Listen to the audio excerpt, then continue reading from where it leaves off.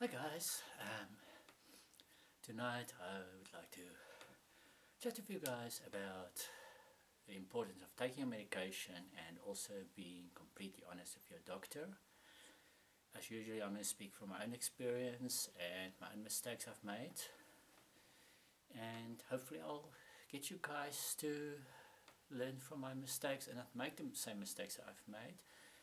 As always, I want this video to be inspirational, and I'm hoping that it will help people grow and live a full life and a better life and get to a stability faster than I have. Okay, so let's start with medication. Remember something about medication. It is very important when your doctor gives you medication to take it. It's no use going to your doctor and saying, "Doctor, my medication doesn't work for me. I have side effects." But you're not actually taking your medication. You're not taking it every day. The medication the doctor gives you works with levels. So if you take it today, tomorrow, the day after that, and then you skip a day and you take it the next day, or you skip a few days, the levels in your blood go down and you won't get the proper effect that you're supposed to get from a medication. And you also can't go and get your script and not collect your script. There's no point in going to a doctor for a script and your doctor thinking what's going to work for you and giving you medication that he believes works for you, and you don't collect your script and the script is stuck on your fridge for decoration. What's the point? You've just wasted the doctor's time and your own, and you wasted your own money for an appointment, and you are not going to get better. Then to one, you're going to get worse, and you're going to end up having to get hospitalized eventually. So you have to collect your medication, and once you've collected your medication, it's important to take it. You can't go home and, like I used to do when I first went on medication, I would go on medication, off medication, on medication, off medication. Sometimes I wouldn't even take my medication.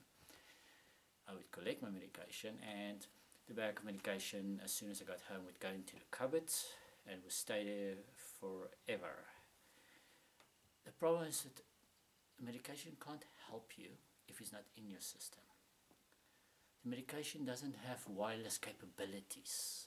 It doesn't work with Wi-Fi. You can't buy the medication or collect your medication, put it in a cupboard and hoping somehow it's going to help you feel better, or it's going to jump into your system on its own, or it's going to connect wirelessly to your brain and it's going to stabilize your brain and stabilize everything and make you feel better. It doesn't work that way. As much as we would all love for it to work that way, believe me, I would love it if medication was wireless and I could get home and I could click a button on my medication and sync it to my brain or to my system, and it would wirelessly transfer everything into my system. I would love that. I hate taking medication. Just like everybody else, I don't think there's many people that actually likes taking medication, but if it helps you, take it. If it doesn't help you, go back to your doctor and tell your doctor. Say, "Okay doctor, the medication doesn't work for me, I'm still getting mood swings and everything," and the doctor will either adjust it or change your medication.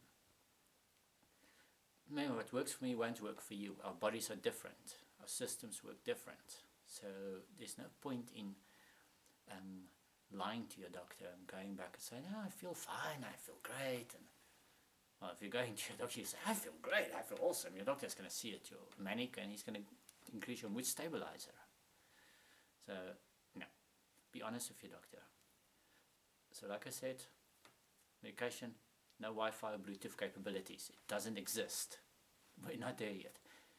Maybe one day when Elon Musk's we call it Neuralink works, he can find a treatment that can wirelessly control your brain and the functions and the chemicals and the synapses, and it will stabilize us. Until then, we have to take medication. And I know a lot of people, in some countries they call it drugs. A lot of people think we're on drugs because we're on medication, and it's usually Schedule 4, Schedule 5. It's pretty strong medication. It's not drugs. It's there to save your life. They put in millions of research into creating this medication. Put in years of research into it and testing and everything. So it's not drugs. Technically speaking, from what I've learned, our medication is mostly not addictive. I don't know if there are medication for our condition that is addictive on the market. I've never encountered addictive medication. And, well, it helps. If it helps, it helps. Another thing is, don't mix your medication with alcohol. Okay? Bipolar and alcohol. No, it doesn't work. Medication alcohol doesn't work. I'll still do a video on that, from my personal experience. I used to love my glass of wine. I mean, sometimes I'll still have a glass of wine. Please note, a glass. And a lot of people say, yeah, but nobody said how big the glass must be. Well, work of restaurant glass size, okay? But preferably no. It's a saying I like. Well, I love this saying. Dr. Mike said it in one of his videos. I don't know if you guys watch Dr. Mike. I watch most of his videos. I love his stuff. It's very educational. It's very inspirational. I just find the medical industry very fascinating. I would never want to be a doctor, and I'll explain in a moment why. But anyway, he said, if you don't need it, don't drink it. That's very true. If you don't need alcohol, don't drink alcohol. And you don't really need alcohol. Anyway, our medication is much more for us. So, to my next point. Why should you be honest with your doctor? Well, first of all, your doctor can't help you if they don't know what's wrong. The more honest you are with your doctor, the more open you are. And a lot of people think if they're too honest with a doctor, they're going to get admitted. Perhaps. But the doctor will not admit you unless they really feel it's necessary. And if you're at a point where you're a danger to yourself or to others, they have to admit you. Not just to protect your family or to protect you, but to help you. Sometimes getting admitted is a very good way of getting onto medication in a controlled environment where they can monitor you, they can stabilize you and everything, they can check for side effects, and they can see how it's working for you, adjust it and play around with it. Because it's a safe environment, it's a controlled environment, you're monitored, and you have time to rest, to recuperate and adjust. So I've been admitted. I hated every second of it, but it helped me. I got on the right medication, and for that I'm thankful. Look, nobody likes to be admitted, especially in a psychiatric hospital or with a psychiatric ward or a psychiatric clinic. It's not fun. It's not nice to be there, but they can help you. So to elaborate on that, it's no use if you go to your doctor, you say like, hi doctor, I'm here for my monthly visit. The doctor's like, how are you doing? You're like, I'm good. But in the meantime, you've actually thought about suicide a few days ago, and you didn't take your medication a week ago, and so it's a good idea for people, if you struggle to be honest with your doctor, have like just one page note on which you date everything every day. Write down the date, time, took medication. If you have side effects, write down the side effects. If you have a mood swing up and down, write it down, keep it short. You give it to your doctor if you're there, the doctor will go through it, the doctor will say, okay, very interesting. And the doctor will say to you, okay, I think we have to adjust your medication, or maybe this tablet doesn't work for you, so I'm going to replace it with this tablet for a month, for 2 months, to see if that works for you. Also, medication doesn't take 2 days to get in your system. It usually takes 6 weeks, 4 to 6 weeks before it starts getting to your system properly and starts showing effects and helping you. And also, you still have to live a healthy lifestyle. Medication is there to help you cope. It's not going to cure you. It's not going to miraculously make you feel better. And another thing with the medication is that, well, with doctors, if you go to your doctor, one of the reasons why you have to be honest, you have to communicate with your doctor. Remember, you have a short period of time. The doctor has a lot of patients to see. And the doctor is not a Jedi. He's not going to go like, ooh, I sense it now. The bipolar is strong with this one. The depression is strong with that one. Ooh, the anxiety is strong with this one. I can feel it. You feel suicidal today. The doctor's not a Jedi. They don't have that capability or that power. They're not mind readers. And if they were, it will be, well, it will make their job easier. I know a few doctors would love that, but it will also be creepy. And believe me, there's nothing you can say to your doctor that's going to shock your doctor. If your medication is making you struggle with your sex life, your doctor can adjust. They can make a plan for you to help you. If it's making you sexually overactive, well, I'm sure your partner would be very happy and very impressed and would really enjoy that if you're in a relationship or married. So you shouldn't really complain. But if it's making you struggle and stuff, be honest with your doctor. They're there to help you. They care. They do care. A lot of people say now doctors prescribe medication because they get a kickback from the pharmaceutical companies. I've googled that. I don't believe everything I read on Google. I found things where they say doctors can make millions from that. I'm trying to figure it out. I mean, how much admin has to go into that with a pharmaceutical company to track this doctor prescribed this medication. The patient collected it this month, this month, this month, this month. So we have to work out a percentage commission for the doctor to give him a kickback. I just think there's too much work involved. I can't see how that can work. I don't know if it is true. I can't say it is not true. I can't debunk it. I just can't get my mind around the whole thing of the amount of admin and work and everything going into that. I've seen doctors promote certain medication, but I also don't think they really get, I can't see how they get paid for it. And I mean, a lot of people say no, doctors promote, what do you call it, vitamins or supplements. I wanted to gain weight before, and I went to my doctor. I said, I need vitamins. My doctor said, why? I said, no, I think I have a deficiency. And I thought the doctor was going to prescribe me medication, vitamins for this and that, and tell me gain weight. The doctor said to me, fine, what's your diet like? How many times a day do you eat? Do you get sun? The doctor said to me, okay, if you think you have a deficiency, let's do a blood test. Did a blood test came back fine. Doctor said to me, you don't have a deficiency, stay away from vitamins. A few months later, I went back to the doctor. I said to the doctor, I want to start taking protein shakes and supplements, because I want to start working out and everything. The doctor said to me, why? It was a female. She said, just eat better, eat healthy. She's like, you don't need that stuff.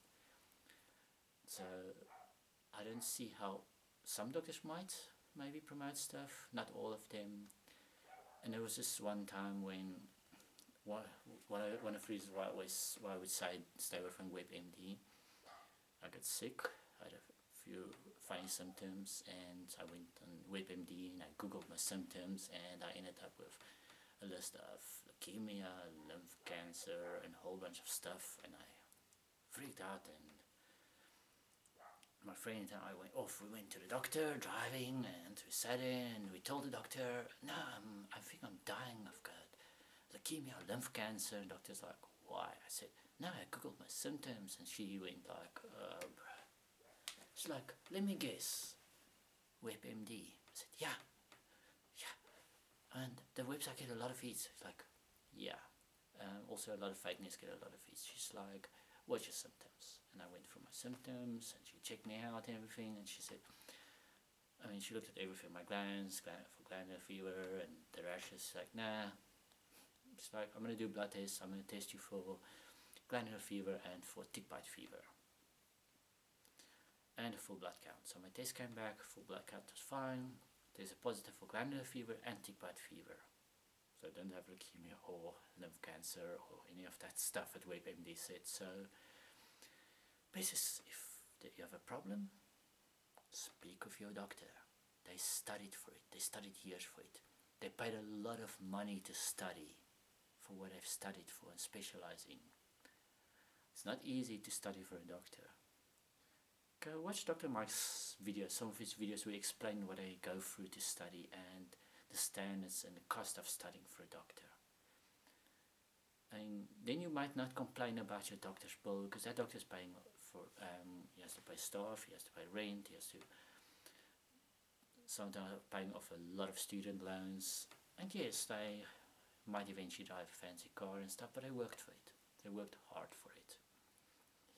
People complain about the cost of medication. I live in South Africa, where I'm lucky. We have government programs where I can go to a government hospital, see a psychiatrist for free. And just because it's free doesn't mean it's bad. I mean, I've found amazing psychiatrists in government hospitals. They have compassion, they care about you. I get my medication for free, don't pay a cent for it. Go once a month.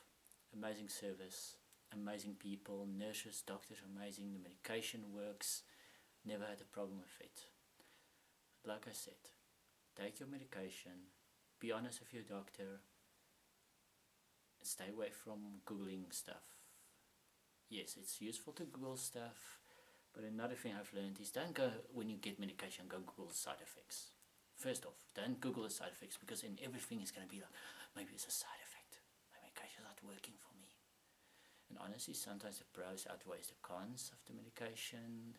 The benefits of medication will outweigh some of the side effects. And I've heard people saying, like, my medication is making me gain weight, so they dropped the medication. They were perfectly stable. They dropped the medication because they started to gain weight. If you're worried about gaining weight, exercise. Get out, go for a walk, get fresh air into your lungs, breathe. Look at the sunrise in the morning, go for a run, do some push-ups. You don't have to go to the gym if you don't want to. You can exercise at home. There you can go on Google, look for work out at home programs. There's lots of videos on YouTube for you to watch. Do yoga, amazing stuff. You'll feel better, you'll have more energy, you'll have more of a zest for life. But doctors are not your enemies. Medication is not a drug. It's there to help you. Doctors are there to help you. And another thing I wanted to say before I close off this video. I've seen people go to a doctor, unhappy with the doctor, and write all of this bad reviews for the doctor on Google and everything. Just before you write something, think for yourself. Doctors are humans. They have the same rights as you do. Before you write something, be careful, because if you can go over the edge and it can become defamation of character. It's the difference between professional complaint, which you're more than welcome to lodge to your doctor with your doctor directly. You can email him if you don't want to say it, and I'm sure the doctor will give you a perfectly clear explanation and everything will be fine. They'll sort it out. I've seen doctors apologize for their mistakes. But to go on the internet, on Facebook and social media and badmouth your doctor, doctors are human. Doctors have rights too. Remember that. Doctors are not perfect. They can make mistakes. They do their best. And if you're not honest with your doctor, they can't help you. The doctor does his best with what you tell them and with what they know. Another thing I've seen, sometimes you'll go to a doctor and the doctor will be unsure about your stuff, and they will take a book out of a shelf and look at some of the medications and stuff. Sometimes when they change medication, they'll look at some medications. It doesn't mean they don't know stuff or they're stupid. There's so much medication on the market, so many new medications coming out every year on the market. And sometimes if a medication doesn't work for you, they have to look at the main ingredients of a medication. They have to look at other potential or possible possibilities for you and see, okay, what ingredients are similar, what ingredients are different, what are the side effects, because they want to try and avoid you having problems with your next medication. They want to give you the medication that will suit your needs, for your personality type, your condition, your symptoms and everything. Never judge a doctor. If they go on Google and they look at medication, they're human. They're not AI, they're not robots. They're humans. Rather say thank you to your doctor for being honest and for double checking things. And then when you're done with your doctor's visit, say, Thank you, doctor, for your time. I don't call my doctor doctor, I call my doctor in a name. I feel it's more personal. A lot of people say it's not respectful. I've noticed when you call doctor doctor, it takes the human aspect out of it and create kind of a boundary and a barrier between you and a doctor. But when you call them on a name, and it becomes a first name basis thing, even though a lot of people don't like it. I've never had a problem with my doctors when I do that. In fact, it creates a bit of trust for me. I feel more comfortable discussing things with my doctor. And yes, one more example, because I say it's good to be honest with your doctor. The one time I tried to off myself, I ended up in hospital, and the nurses were treating me very badly and everything. And I was waiting for a psychiatrist. And the psychiatrist came around and he asked me how I'm doing and everything. I said, no, I'm fine, I feel better now and I would like to go home. And he's like, are you going to try this again? I said, I'm not planning on it, but I can't tell you what's going to happen after a week or 2 weeks, but I promise you, this time I will give you a call. And the nurse was like, no, he's lying, and we promise you, if you let him go home, he'll be back within 2 weeks in this ward for the same story. And the doctor said to him, no, I've known this patient for years, I've known him for a long time, and one thing I've learned about this patient is he's always honest with me. He says it as it is. He's never lied to me, he's never played around with stuff. I never have to ask him questions. When he comes to me, he volunteers information, he always has his facts ready, he gives me updates. He said, this patient is fine, he can go home. So if you're honest with your doctor, you build trust, and who knows, that honesty can come back to you. It makes the doctor's life easier, it makes your life easier, and you get stable and better faster. But at the end of this video, I want to say, take your medication, be honest with your doctor, keep a medication journal. Other than that, be happy, be healthy, be blessed. Love you all. See you in tomorrow night's video. And to all the doctors out there, we salute all of you for your hard work. We respect you and we thank you for the compassion and the care you put into your work. And hopefully one day we can thank you guys in another way. But for now, I dedicate this video to all of the patients out there who needs help, who's getting help, and to all of the doctors out there who's putting hours and hours into their studies and into making our lives better. We thank you. Love you guys. Good night.